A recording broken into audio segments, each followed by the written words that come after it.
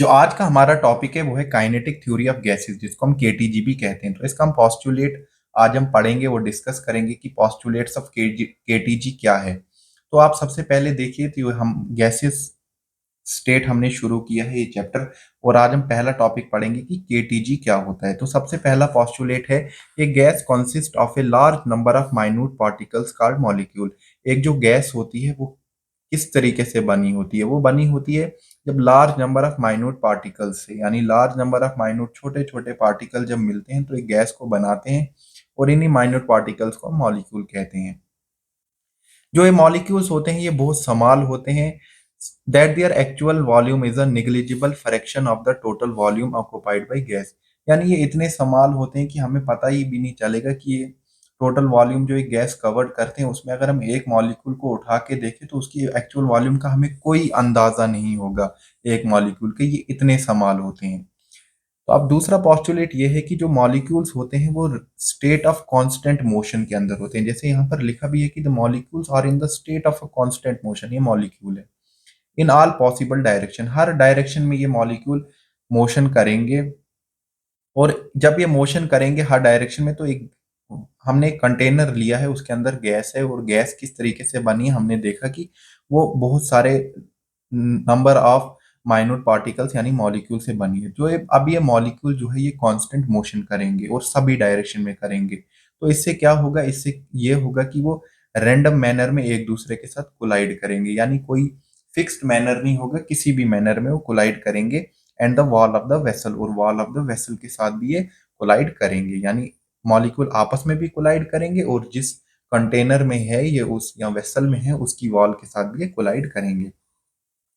तो आप देखिए, आप तो जो ये मॉलिक्यूलर कोलिजन्स जो होती है ये परफेक्टली इलास्टिक होती है, so that there is no net loss of energy. आपने फिजिक्स में ये टर्म पढ़ी होगी, perfectly elastic, inelastic, perfectly inelastic. तो अगर ये मॉलिक्यूलर कोलिजन परफेक्टली इलास्टिक हो रही है तो इसका ये मतलब है कि कोई लॉस ऑफ एनर्जी नहीं हो रही है, यानी एनर्जी कोई भी जाया नहीं हो रही है। तो अब आप देखिए कैसे होता है। When gas molecule collide with one and another or against the wall of vessel, या जब ये गैस मॉलिक्यूल या तो एक दूसरे के साथ कोलाइड कर रहे होंगे या वॉल ऑफ वेसल के साथ कोलाइड कर रहे होंगे, जो इनकी काइनेटिक एनर्जी होती है गैस मॉलिक्यूल की वो ट्रांसफर्ड हो जाती है, मे बी हो भी सकती है, from one molecule to another, एक मॉलिक्यूल से दूसरे मॉलिक्यूल के अंदर। लेकिन it is not converted into any form of energy such as heat, लेकिन ये किसी दूसरी फॉर्म ऑफ एनर्जी में कन्वर्ट नहीं होगे जैसे हीट में। तो इसका ये मतलब है कि कोई नेट लॉस एनर्जी का नहीं होगा। काइनेटिक एनर्जी होती है इन मॉलिक्यूल्स के अंदर, तभी तो ये रैंडम मोशन कर पाते हैं। तो जब ये रैंडम मोशन करेंगे तभी तो ये कोलाइड कर पाते हैं, और जब ये कोलिजन करेंगे तो यही बताया गया है कि ये कोलिजन इनका परफेक्टली इलास्टिक होगा, कोई नेट लॉस एनर्जी का नहीं होगा। तो अब ये और पॉस्टुलेट है कि there is no attractive force between the molecule और बिटवीन द मॉलिक्यूल, कोई अट्रैक्टिव फोर्स इस मॉलिक्यूल के दरमियान नहीं है and the wall of the vessels. देखिए ये वाले बड़ी इंपॉर्टेंट लाइन है कि अब अगर आप इसको देखें, there is no attractive forces between the molecules और between molecules and the wall of the vessel. जब दो मॉलिक्यूल्स के दरमियान कोई भी अट्रैक्टिव फोर्स नहीं है, या उन मॉलिक्यूल और वेसल के दरमियान कोई भी अट्रैक्टिव फोर्स नहीं है, ये किस कंडीशन में कहा जा रहा है? कि जो हम कोलिजन कह रहे हैं कि क्या ये कोलिजन किसी अट्रैक्टिव फोर्सेस की वजह से हो रहा है? तो ये नहीं हो रहा है। क्यों नहीं हो रहा है? क्योंकि ये इंडिपेंडेंट है एक दूसरे के। ये जितने भी मॉलिक्यूल्स हैं ये एक दूसरे के इंडिपेंडेंट है, इनको कोई भी कोलिजन नहीं हो रहा है। कोई भी अट्रैक्टिव फोर्सेस, सॉरी, कोलिजन हो रहा है, लेकिन वो कोलिजन किसी अट्रैक्टिव फोर्सेस की वजह से नहीं हो रहा है, वो उनके रैंडम मोशन की वजह से हो रहा है, उनके अंदर जो काइनेटिक एनर्जी है उसकी वजह से हो रहा है। अब हम देखेंगे ये वाला पॉइंट, ये बड़ा इंपॉर्टेंट पॉइंट है कि जो pressure of the gas is due to the bombardment of the molecule on the walls of the containing vessel. जिस भी वेसल के अंदर ये गैस रखी जाती है, तो क्या होता है जब ये मॉलिक्यूल उसकी वॉल के साथ बम्बार्ड हो जाते हैं, यानी उसकी, देखिए बम्बार्डमेंट का मतलब यहाँ पर किसी पे बम फेंकना नहीं है, इसका मतलब होता है कि वो जो मॉलिक्यूल्स होते हैं वो जब उसकी वॉल से टकराते हैं तो वहां पर एक प्रेशर क्रिएट होता है। वही प्रेशर ऑफ गैस किसकी वजह से होता है? वो होता है बम्बार्डमेंट ऑफ द मॉलिक्यूल। जब वो मॉलिक्यूल्स गैस के बम्बार्ड करते हैं अपने आप को किसके साथ? On the walls of the containing vessel, तो उसकी वजह से एक प्रेशर जनरेट होता है। अब ये क्या है, ये लॉज ऑफ क्लासिकल मैकेनिक्स को फॉलो करता है, यानी न्यूटन सेकंड लॉ को फॉलो करता है, are applicable to the motion of gaseous molecules. तो आपने ये थे इसके पोस्टुलेट, और अब हम इसकी डेरिवेशन को देखते हैं नेक्स्ट पेज पे। देखिए अब हम इसकी डेरिवेशन को देखिए तो सबसे पहले हमने देखना है कि PV is equal to 1/3 mn mean square U का होल स्क्वायर किया है, ये हमने यहाँ पर एक फॉर्मूला लिखा है। तो अब ये आपने देखा होगा कि एक आइडियल गैस का फॉर्मूला है, इसका मतलब क्या होता है, एम क्या होता है, वो मास ऑफ एक वन एटम हुआ, एन हुआ नंबर ऑफ मॉलिक्यूल, और ये जो हमने यू लिखा है या जिसको हम वेलोसिटी कहते हैं, ये क्या हुआ, ये मीन स्क्वायर स्पीड हुई। तो root mean square speed RMS की क्या होती है वैल्यू, ये होती है, आप नोट डाउन कीजिए। लेकिन अब हमने सबसे पहले देखना है कि इस पीवी की क्या एप्लीकेशन है। इसकी ये दो एप्लीकेशन है, एक एप्लीकेशन 1 है, एक एप्लीकेशन 2 है। यानी इस फार्मूले से हम क्या हम फाइंड कर सकते हैं, एक तो हम ये हमें हेल्प करेगा कि हम काइनेटिक एनर्जी किसी भी मॉलिक्यूल की निकालें, यानी एवरेज काइनेटिक एनर्जी किसी भी मॉलिक्यूल की हम निकालें, average kinetic energy of molecule हम इससे निकाल सकते हैं। और इसकी दूसरी एप्लीकेशन क्या है, ये हमें हेल्प करता है कि हम आरएमएस किसी भी का भी फाइंड करें, यानी आरएमएस भी हमें इससे निकाल सकते हैं, और काइनेटिक एनर्जी भी हम किसी भी मॉलिक्यूल की हम इससे निकाल सकते हैं। तो अब हम इससे हम सबसे पहले तो एवरेज काइनेटिक एनर्जी मॉलिक्यूल की निकालेंगे।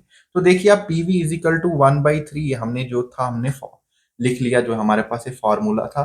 तो सबसे पहले हम क्या करते हैं, इस पीवी को ऐसे ही लिखते हैं, यहाँ पर हम 2/3 डाल देते हैं, यहाँ पर हम इसको किससे मल्टीप्लाई करते हैं, इसको हम 2/2 से मल्टीप्लाई करते हैं। यानी सबसे पहले हम इसको क्या करते हैं, मल्टीप्लाई भी 2 से करेंगे और डिवाइड भी 2 से करेंगे इस इक्वेशन को। जब हम इस इक्वेशन को मल्टीप्लाई भी 2 से करेंगे, डिवाइड भी 2 से करेंगे, तो ये आएगा 2/3 इंटू 1/2, तो यही आएगा ना, 2/3 इंटू 1/2। एम एन यू ये हमने सेम था जो आगे हमने ले लिया। तो आप देखिए यहां से क्या होगा, हम इसको 2/3 n को बाहर निकाल देंगे, और ये 1/2 mu स्क्वायर, यानी जिसको हम मीन स्क्वायर स्पीड कहते हैं, उसको हम अंदर डालते हैं। तो आपने देखिए ये हमें देखा हुआ लग रहा है, क्योंकि हमने काइनेटिक एनर्जी पढ़ी हुई होती है, तो हमें ये देखा देखा लग रहा है। देखिए काइनेटिक एनर्जी भी होती है 1/2 mv स्क्वायर के बराबर। तो ये जब काइनेटिक एनर्जी 1/2 mv स्क्वायर के बराबर है, एम भी यहाँ पर है, 1/2 भी है, यहाँ पर क्या है, यहाँ पर मीन स्क्वायर स्पीड है, यानी ये हमारे पास कौन सी काइनेटिक एनर्जी निकली है, एवरेज काइनेटिक एनर्जी का फॉर्मूला हमारे पास यहाँ से निकल गया। तो अब हम जब जो ही यहाँ से एवरेज काइनेटिक एनर्जी का फॉर्मूला निकल जाता है, तो हम देखिए हम यहाँ पर फिर से वही टर्म लिखते हैं, PV is equal to 2/3 n। N हमने यहाँ पर वैसे ही रहा, और इसको हमने इसकी जगह हमने एवरेज काइनेटिक एनर्जी को लिख लिया। तो आप यहाँ तक नोट कीजिए, मुझे उम्मीद है कि आपको यहाँ तक समझ आया होगा, यहाँ तक हमने कैसे कर लिया। तो देखिए जैसे कि हमने उस दूसरी स्लाइड में PV is equal to 2/3 n into average kinetic energy निकाला, तो हमने जब उसको काइनेटिक एनर्जी को एक तरफ लिया और बाकियों को हमने अरेंज किया, तो हमारे पास काइनेटिक एनर्जी का ये फॉर्मूला आता है 3pv/2n आता है। लेकिन हमारे पास जो आइडियल गैस इक्वेशन कहती है, वो कहती है PV is equal to nRT है, और इसमें भी अगर हम 1 मोल ऑफ आइडियल गैस के लिए देंगे तो इसकी n की वैल्यू 1 आएगी। अगर हमने 1 मोल ऑफ आइडियल गैस के लिए देखा, तो उसमें क्या पीवी की कंडीशन हो जाती है, पीवी आरटी के बराबर हो जाता है, यानी अब हम इसकी जगह आरटी लिखेंगे। लेकिन ये कंडीशन कब होगी, जब हम एक मॉलिक्यूल की बात करेंगे, अगर हम एक मोल की बात करेंगे, अगर हम 1 मोल की बात नहीं कर रहे हैं तो फिर हमने एनआरटी को ही लिखना है। तो आप देखिए जैसा कि हम जानते हैं कि नंबर ऑफ मोल्स जब हमें निकालने होते हैं, तो हम नंबर बटा एवोगैड्रो नंबर लेते हैं, यही लेते हैं हम। तो अगर हम ये 1 मोल को ले ले, तो क्या आ जाएगा, ये एन ए यहाँ पर चला जाएगा, तो एन ए बाई एन आएगा, जैसे कि यहाँ पर भी हमने लिख लिया है कि N is equal to N by N A, यानी 1 मोल के लिए जो नंबर होता है वो एवोगैड्रो नंबर के बराबर होता है। तो जब ये कंडीशन इसके बराबर आ जाएगी, तो हम यहाँ पर 2n की जगह, इसकी जगह हम Na को पुट करेंगे, और पीवी की जगह हम आरटी को पुट करेंगे, तो हमारे पास जो फाइनल आएगा वो आएगा 3RT/2Na is equal to kinetic energy average, जो हमारे पास आ गई। तो यहाँ तक आपको समझ आया होगा। अब हम नेक्स्ट स्लाइड में इसको और देखिए जैसे हमने लास्ट स्लाइड में देखा, तो अब हम यहाँ पर सबसे पहले देखते हैं केबी क्या होता है। केबी को आपने याद रखना है, केबी होता है बोल्ट्जमैन कांस्टेंट, जिसकी वैल्यू ये होती है, आपको याद रखनी है, 1.38 इंटू 10⁻⁻23 जूल कैल्विन इनवर्स आएगी, जो भी हमारे पास है ये वैल्यू आपको याद रखनी है। केबी क्या होता है? केबी का फार्मूला होता है KB is equal to R by N. तो हमने काइनेटिक एनर्जी लास्ट वाले में निकाल दी थी, जैसे मैं आपको यहाँ पर दिखा देता हूँ। जो हमने यहाँ पर काइनेटिक एनर्जी निकाली तो वो क्या आएगी, वो हमारे पास क्या आई थी, यहाँ पर ये रफ हो गया है, वो 3 RT/2 NA आई थी हमारे पास। हाँ, तो अब जो ही ये 3 RT/2 NA आई, तो हमने क्या किया, हमने देखिए यहाँ पर आर बाई एन ए को हमने रिप्लेस किया के बी के साथ। तो हमारे पास जो फाइनल फार्मूला बना वो काइनेटिक एनर्जी एवरेज का, वो बना 3/2 KBT। ये किसके लिए बना? ये एक मॉलिक्यूल के लिए फार्मूला बना। अगर हमने यहीं पर एन मॉलिक्यूल के लिए निकालना होगा तो एन को यहाँ पर हमने मल्टीप्लाई करना है।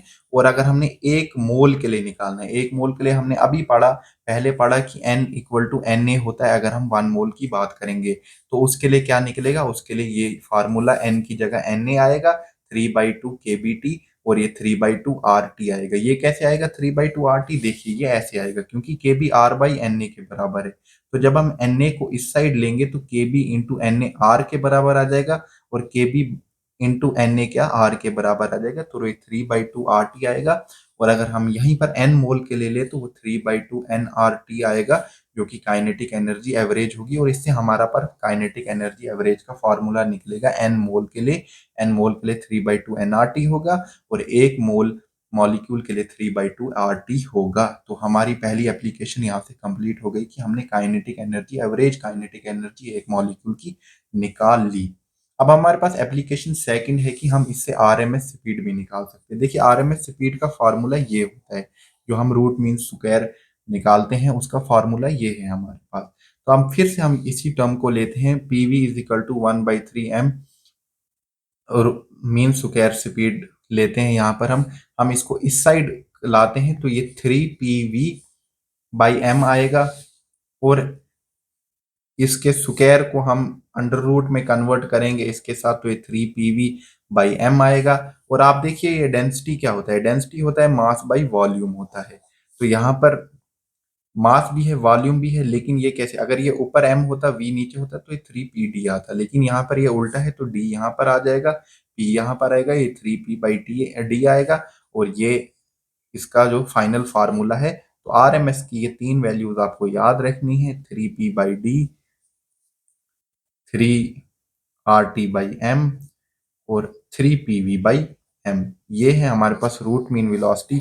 यानी इस डेरिवेशन से हमें दो चीजें फाइंड होती है, एक तो आरएमएस पता चलता है और एक एवरेज काइनेटिक एनर्जी पता चलती है। होप आपको समझ आई होगी। अब हम नेक्स्ट लेक्चर में इस चैप्टर को फर्दर आगे देखेंगे, और हमें अभी और देखना है, जैसे कोलिजन फ्रीक्वेंसी के बारे में देखना है, मीन फ्री पाथ के बारे में देखना है, कोलिजन नंबर के बारे में देखना है, और मैक्सवेल की वो डिस्ट्रीब्यूशन लॉ को देखना है। तो आप तब तक इसको देखिए, नोट्स बनाइए और समझिए। फिर हम फाइनल संडे को इस पे न्यूमेरिकल्स भी करेंगे डिफरेंट एग्जाम के, चाहे वो नीट हो चाहे वो जेई हो, और आगे जो हायर पीजी एग्जाम्स है उनके भी हम इसके न्यूमेरिकल्स करेंगे। Thank you.